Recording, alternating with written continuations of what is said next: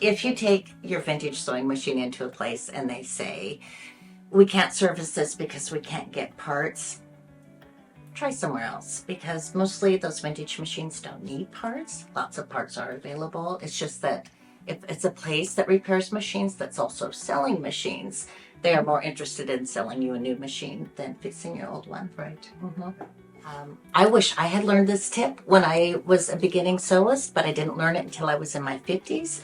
And that is that the presser foot needs to be in the up position when you thread your thread through your tension discs. And I didn't know that, and so the thread wouldn't sit in the tension discs, and I kept getting big loops on the bottom of my rig. Take out your thread, lift up your foot to open the tension discs, and rethread your machine.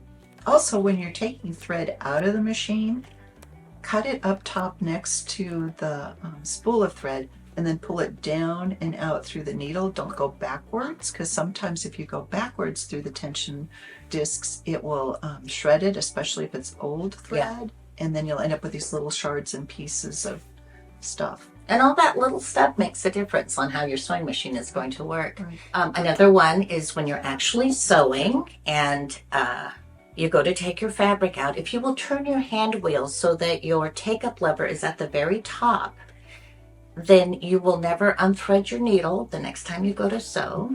And so I used to get this all the time. My needle would unthread and then 3 threads would come out of the bobbin area. And I learned that that is a half stitch being formed, those 3 threads in the bobbin area. What we find is that old thread will break in the linkage inside of the machine, and it can make a machine so that it doesn't work at all. And so we disassemble the machine, pick out all the old thread, and then it's a matter of teaching the sewist that old thread is a problem, that it will sabotage your sewing experience. And so the biggest thing about thread is it should be 3 years old or newer, and we prefer polyester or recommend that. And I know our quilters are probably going to differ with us, which is great. But the thing about cotton thread, well, nylon thread degrades. Cotton thread, again, it's a natural fiber. As it ages, it starts to break down and you get those little frays and shards of thread.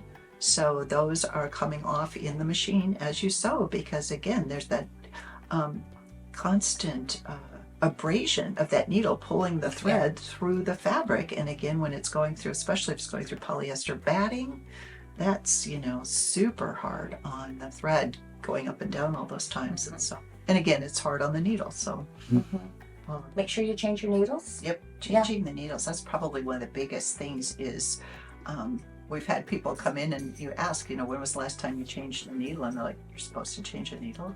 And that again is an education. It is, yeah. People don't know that, needles need to be changed on a regular basis. And definitely over the years, the quality has gone down from, the fine steel. And the reason why needles are so important is that it prolongs the life of the motor for a sewing machine. So if the motor is trying to push a dull needle through fabric, you're just wearing your motor out. And so for, like $1 for a needle, you prolong the life of your machine.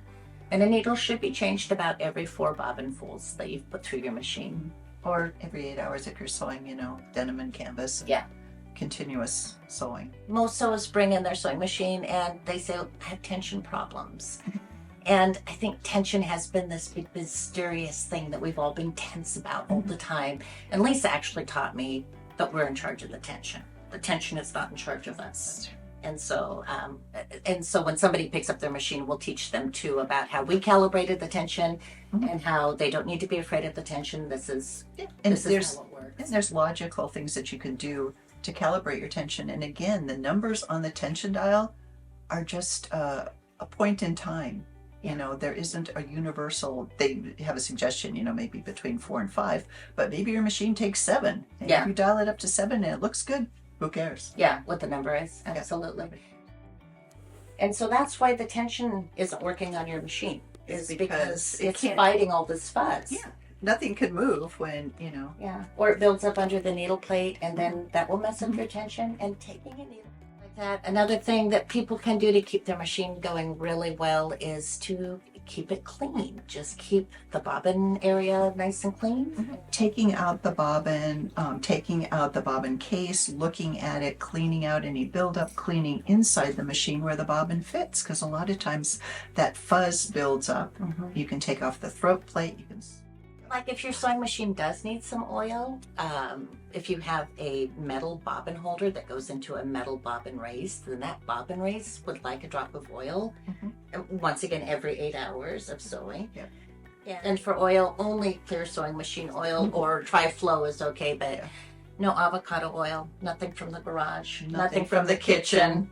Yeah, clear sewing machine oil or tri-flow is fine. Just using the oil most judiciously is only 1 drop.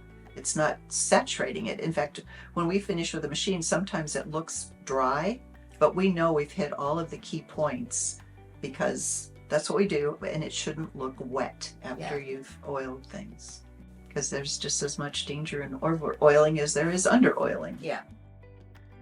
And then have fun sewing. Oh, that's the biggest Have a great thing. time. Yeah. Take off your shoes. Yeah. Relax. Put your sewing machine where it's comfortable. Have good light. And don't worry what color thread is on your machine. Molly taught me that. It's like, just sit down and sew. Nobody's looking at your seams. Yeah. You know, if you want orange thread in a white dress, who cares? Yeah.